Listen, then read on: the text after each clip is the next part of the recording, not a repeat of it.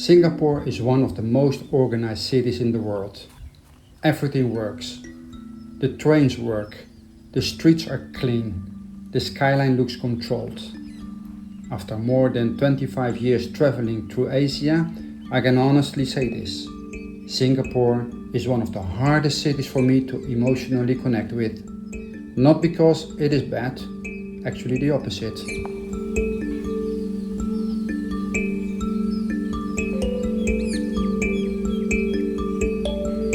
Singapore became so successful that sometimes it feels like everything is controlled. In my last video, I talked about that, and the reactions were intense. Some people agree, others completely reject my perspective. And honestly, that was good, because Singapore deserves nuance. A lot of viewers told me, go beyond the polished center, go to the heartlands. Go where migrant workers live. Go where the city becomes less curated. So this video is not about Marina Bay, not about the skyline, not about luxury Singapore. This is about two places that exist almost like pressure valves inside the system. Little India and Geylang.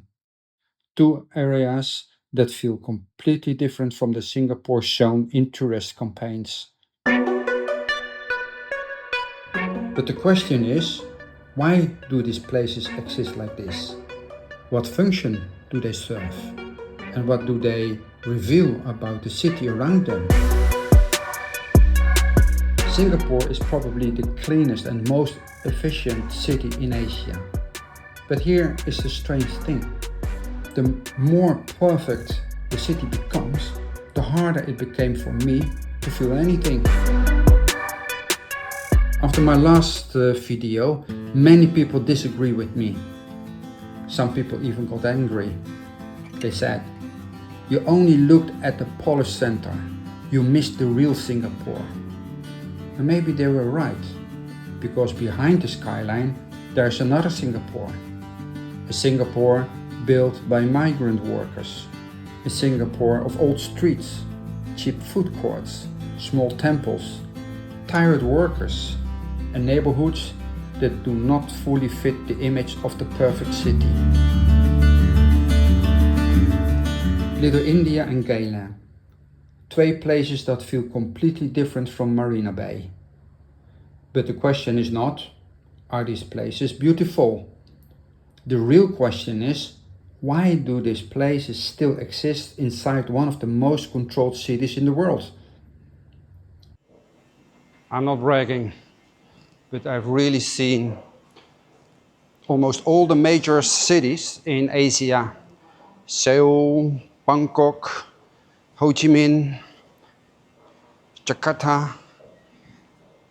30 years ago, I was here for the first time in Singapore.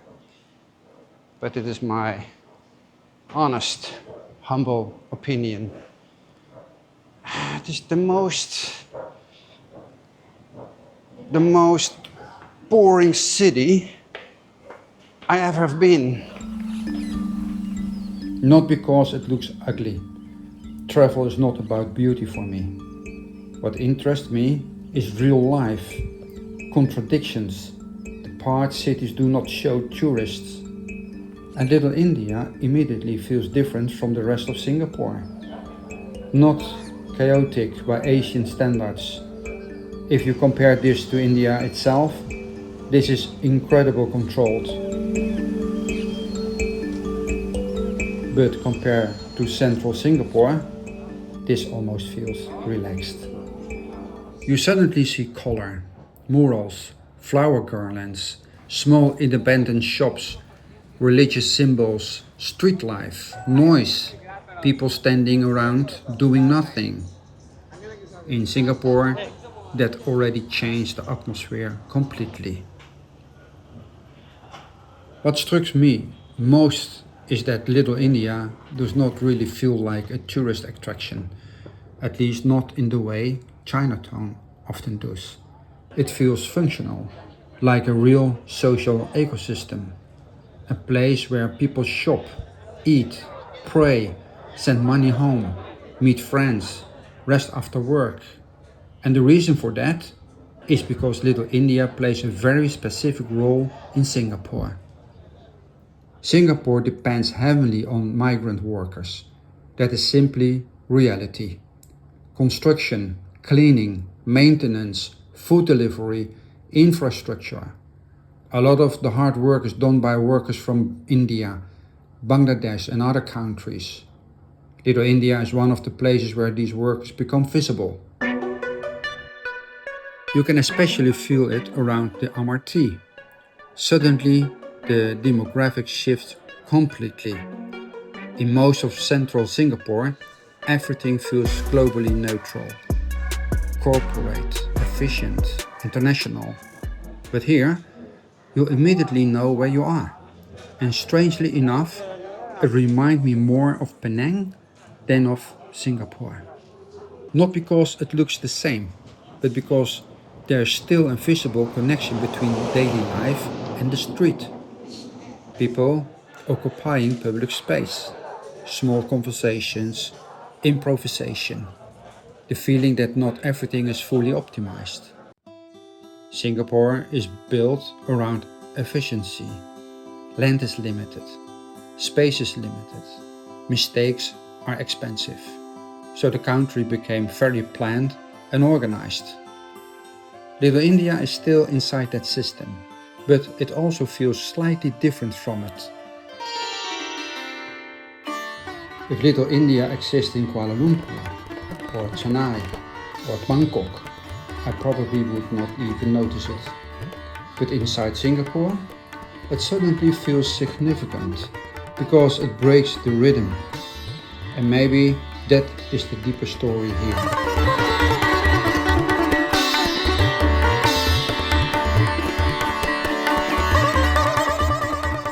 If Little India feels like a cultural pocket inside Singapore, then Geylang feels like a tolerated exception. And YouTube is full of videos about Geylang. Most focus on the obvious things, the nightlife, the red light district, the food, the controversy. But honestly, I found most of it surprisingly boring. Not because nothing happens, but because many videos approach Geylang like a spectacle. I wasn't interested in spectacle. I wanted to understand why Geylang feels different. Because the moment you enter this area, the atmosphere changes immediately. Geylang is one of the few places in Singapore that still feels less controlled. Not poor, not dangerous, just less organized. You see older buildings, small shops, messy alleys, different styles next to each other. In Singapore, that already feels very different. At moments, it even reminds me of Penang, not the modern Penang, older Penang, a mixture of migration, trade, religion, small businesses, and survival. And historically, that makes sense. Geylang develops very differently from central Singapore. For decades, it attracted migrants, small traders, workers, lower income residents, and informal businesses. While the rest of Singapore modernized vertically, Geylang remained horizontally fragmented. That fragmentation is important because fragmentation creates unpredictability, and unpredictability creates life.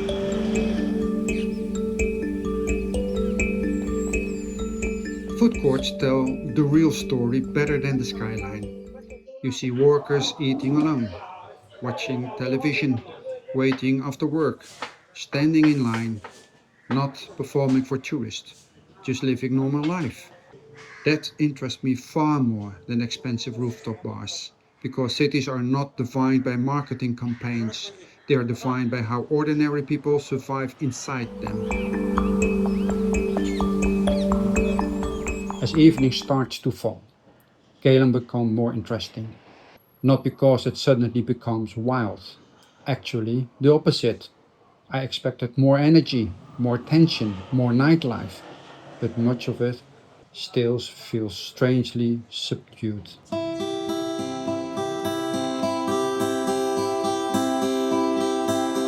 A lot of streets remain half empty. Food courts are active but not overflowing. People move quietly, almost anonymously. And maybe that is what surprised me most about Singapore overall. And even its more rough district, Singapore still remains restrained. The system is always present.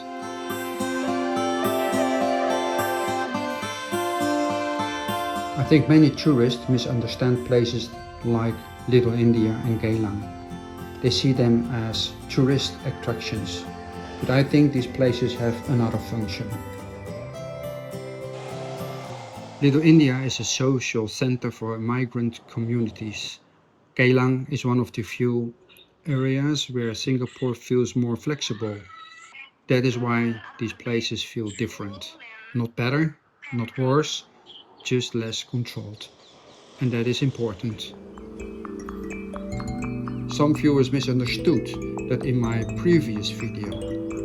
I fully understand why Singapore became what it became. Order was not only about image. Order was survival.